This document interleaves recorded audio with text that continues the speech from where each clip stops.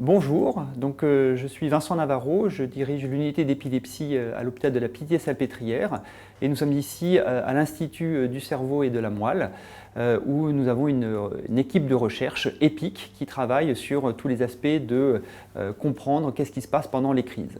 mais aussi qu'est-ce qui se passe pendant les états de mal épileptiques qui sont des crises qui ne s'arrêtent pas. J'aimerais vous parler plus spécifiquement de certaines formes d'état de mal épileptique qui apparaissent chez des enfants, chez des adultes,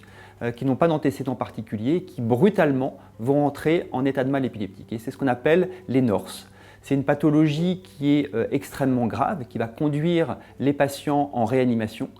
Et dans certains cas, cet état de mal ne va pas être contrôlé, ne va pas être jugulé par les médicaments, par l'anesthésie. Et c'est des patients qui vont rester plusieurs jours, plusieurs semaines en réanimation,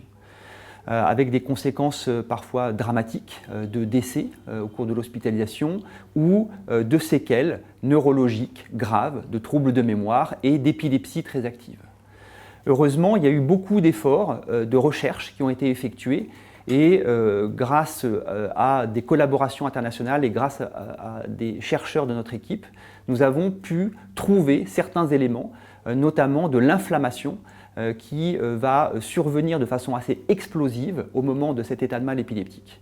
Et des travaux plus récents ont montré qu'il y avait notamment des marqueurs de l'inflammation qu'on appelle des cytokines qui étaient libérés, un peu comme dans le Covid, un orage cytokinique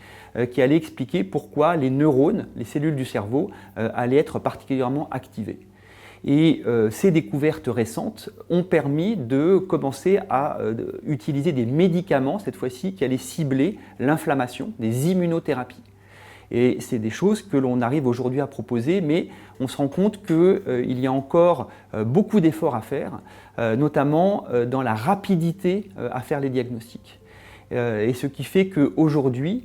je pense que nous sommes à un tournant dans la prise en charge de ces maladies, dans la prise en charge du NORS, où si on se donne des moyens suffisants, nous serions en capacité de proposer un outil diagnostique très rapide et d'enchaîner, en fait, une fois que le diagnostic est fait, de sélectionner une immunothérapie qui pourrait être donnée aux patients très précocement. Et ça, on sait que si on agit vite, on agit sur la cause, probablement que l'on pourrait contrôler la situation, éviter les conséquences effroyables de cette maladie, éviter les décès, éviter les séquelles.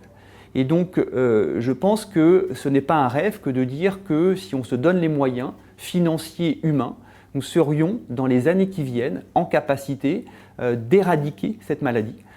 Et des choses qui nous semblent impossibles aujourd'hui par ces efforts, parce qu'on a déjà mis en place en fait, tous ces efforts, cette structuration de recherche,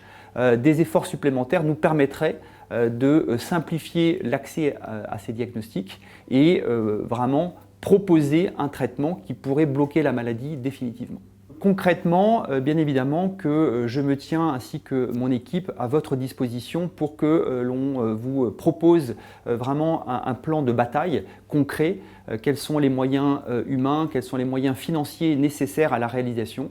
Et bien évidemment que ça serait avec plaisir qu'on pourrait discuter ensemble pour vous présenter l'intégralité de notre plan d'action et qu'on puisse échanger tous ensemble.